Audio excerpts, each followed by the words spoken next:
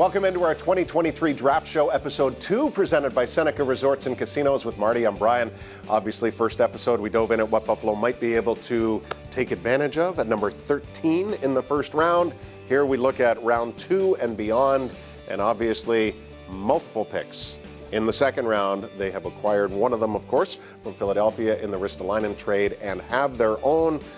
And over the course of time, second rounders have proven to be certainly worth their wear for many organizations, not the least of which the Sabers recently with J.J. Peterka and Mattias Samuelsson. Okay, with J.J. Peterka, that's a second round pick, but the Sabres wanted him in the first round a little later. It didn't happen. They weren't able to move back in.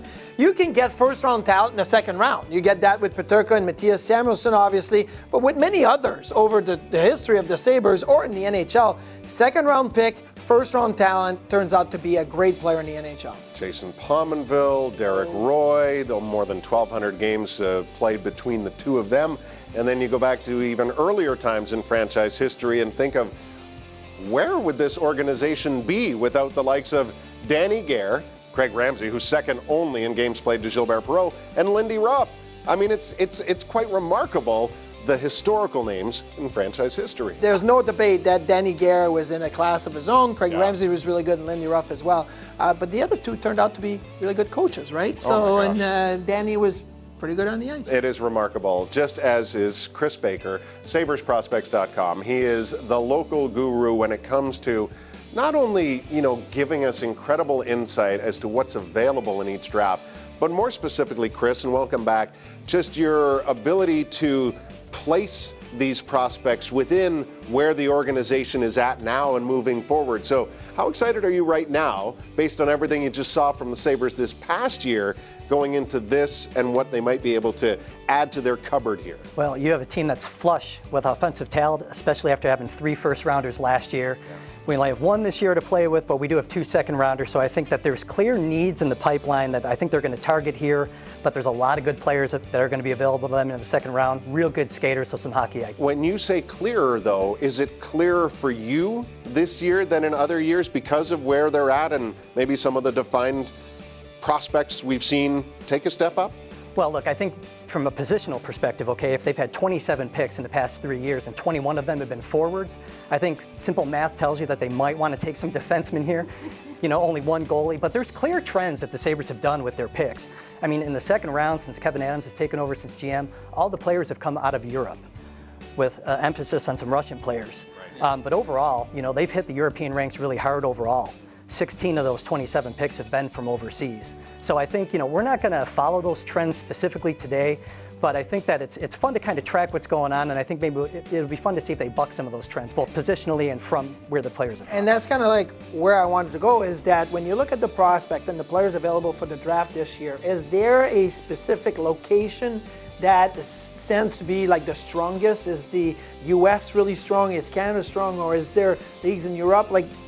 Different teams like different players and different backgrounds, but there's always a group that stands out. What do you see? I think it's spread really well. I mean, even if you just look at the top, there's some CHL players there, there's a Russian player there, but then there's a drop-off from the first to second Russian, in my opinion, which is kind of different this year because they've been a few in the past couple of years that have kind of popped up on the top 15, top 20.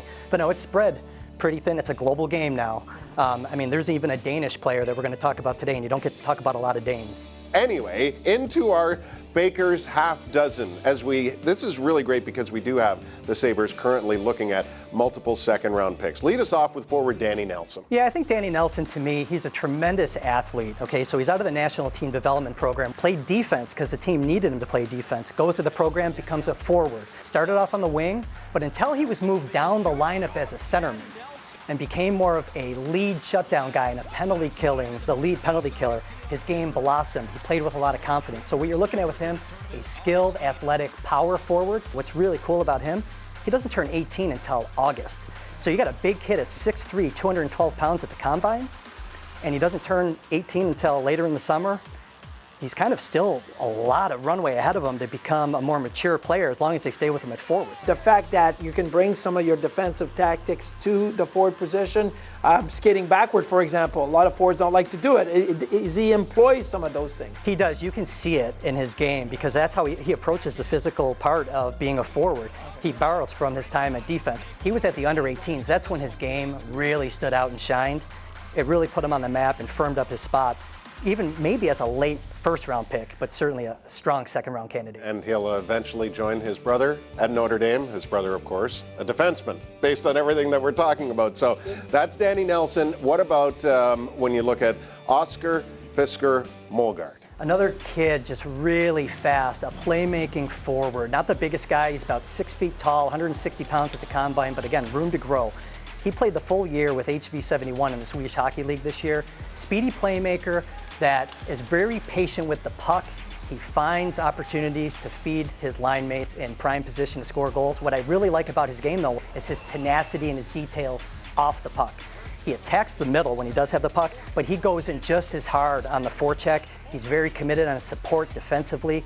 He's a high IQ player. He's another guy. I can see him comfortably being a third line forward in the NHL. His offensive numbers are not going to blow you away, but he has all the skill set. He has everything in his bag to become a very solid point producer before he does leave Europe and make the transition to North American hockey. For Mulgaard, when you see some of the opportunities that he had to play at a higher level, is it better for him that he got to play with the bigger, more experienced players, or would it have been better if he had stayed back with the U20? He played a lot this year at the U20. He was a point per game player, again, a playmaker. And I think that his talent, his speed, his tenacity, he just has a pro look to his game. It was undeniable that you had to bring him up to play for HV71.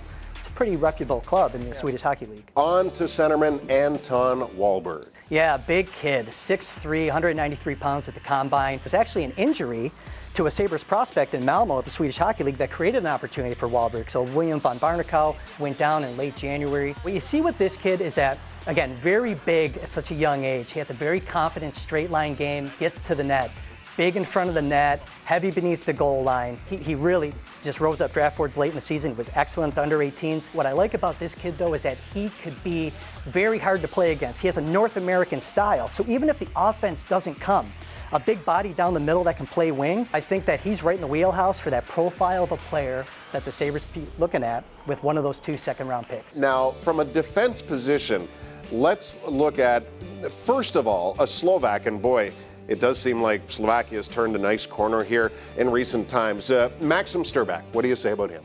A little bit of a bigger, rugged defenseman, a defense first, a guy that knows his job. That's Starback to a T. This year for Sioux Falls in the USHL, again, not a guy you're going to talk about with offense, okay? He goes down and blocks shots. He clears his crease. He has core competency with passing the puck, but you're not going to be counting on him to bring an offensive game. He's a defense first, hard minutes defenseman. That's what I like about him. An impressive international resume. And another thing about Starback that's really cool, kind of a little added benefit if the Sabres were to take him, he's going to Michigan State next year. They have a new coach that righted the ship, Adam Nightingale. Adam Nightingale's brother is Jason Nightingale. Jason Nightingale works for the Buffalo Sabres, right? So I think it makes it easier to get on the same developmental agenda with the connection there. But no, Starback, just really impressive again. He knows what his role is as a defenseman. Very active stick. He's rugged, he's tough, and I think that that's what the Sabres pipeline could use more of. Do you like a Slovakian player or a European player coming over to play in the USHL like Starback to be able to work on what is already his best qualities? Like sometimes on the big ice at the international level, you don't get to work on those, but being in the USHL, it factors in. I love it culturally. I love it from the fact that the small ice, that flash to bang happens a lot quicker on the small ice, so that transition is there, and it just makes his a more seamless entry for him to hit the D1 ranks next year for the Spartans. Yeah, so you've got Slovakia covered from his birth nation. Of course, he kind of grew up in the Jokerit program in Finland. Now he's USHL. Now he's going through the college ranks. So it'll be a vast resume for him if he's able to make that next step. Now we're going more into your wheelhouse with a name very, very much from the time that you played. At least you caught the tail end of it, or a good portion of it. I played against. Yes. Oliver Bonk. Oliver Bonk is a right-handed defenseman from the London Knights, and he's a modern two-way defenseman. He's got the mullet, like his father too, by the way. We can't forget to mention that. But he does everything really well, very reliable, just scratching the surface offensively. But again, he's another guy, modern two-way defenseman. Good mobility, good stick, uses his body, doesn't chase the big hit. And just like I feel about Starback, I think Oliver Bonk is a safe, middle pair projection, honestly. 2 more years in the OHL for Bonk and a seamless transition to the AHL. But I see an NHL player here. It's a matter of, is he going to last to the Sabres to the second round? Because that's a big question. I can see him, maybe even getting picked on the first night of the draft. So we'll see where it goes. 2 things with his dad, Radek Bonk, the mullet, as you pointed out, but also his shot. How is Oliver Bonk's shot? Like, what's his blue line approach to shooting the puck? He loves to rip one-timers from the center point. He gets down on one knee and lets it fly. It's a heavy, low shot. But at the same time, he's not trying to do too much offensively. But when they feed that puck in his wheelhouse, he rips it center point all day long on that. Boy, that can be an underrated statement too when you say not trying to do too much, because we hear it often, but depending on where you get drafted, it's hard not to try to do that. And Radek was, for lack of a better term, plagued with that because of expectation. He was a 3rd overall pick by a fledgling Ottawa Senators team and probably never hit it offensively, but he still almost played 1,000 games. There's a reason you last 1,000 games in the NHL. You figure out what you're really good at. It's funny when you talk to Oliver Bonk and you see interviews of him, he talks about how Radek Bonk schooled him on how to be a pain to play against. It's all that experience that Radek Bonk had, but you can see the bloodlines in his game. You can tell that this is a kid that prepares like a pro. Kind of like we used to talk about with Sam Reinhart and some of the others, Mattias Samuelsson, these guys that came up through the ranks, they know how to practice and play as pros. All right, I think you're excited about this one too. Aram Minetian. I am excited about this kid. I admittedly I might be a little higher on Minetian than a lot of others in the community right now, but if you look at his trajectory, the opposite of Danny Nelson. Minetian was a forward that converted to defense when he hit the national team development program. When you look at what he did at the under-18s, he was a plus 16 in that tournament. He was the best defenseman for the United States en route to that gold medal win. His game, he's a superior skater. It's the foundation of his game. So if you talk about ruggedness and some of the other characteristics that they already have in the pipeline, Minetian's a guy that brings it more like that Ryan Johnson or a Mats Lindgren. They're more of that puck transporter. Gets turnovers, quickly converts it to offense, and creates dangerous chances. So he's going to Boston College next year. I think that you're going to see this kid continue to become an offensive defenseman. I think you start thinking about him midway through the second round, and the team is going to be very happy to get him somewhere in that area. Are we looking at 4 full years of college, 3 full years of college, then a couple years in the American League? What's the time frame for those guys? 3. 3 years of college? 3 years for Minetian, get him in. You got to keep in mind too, especially if they're coming out of the National Team Development Program, they build up their bodies there. They're just more polished when they enter college. They're not going to need the full 4 years of runway.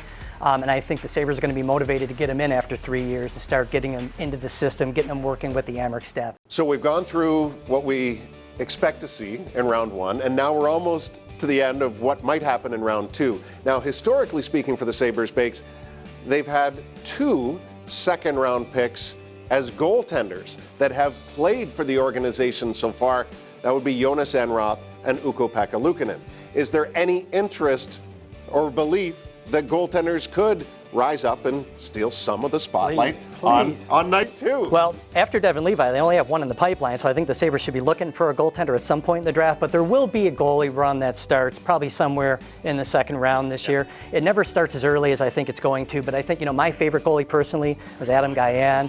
He was a stud at the World Junior Championship this year. He's going to be going to Minnesota Duluth next year in the NCAA, played for the Green Bay Gamblers this year. Just very athletic, big game goalie. I think that run will probably start after the halfway point this year, we'll say in the second round. Sometimes they look at size, athleticism. What is the key, quality for goalies in this draft?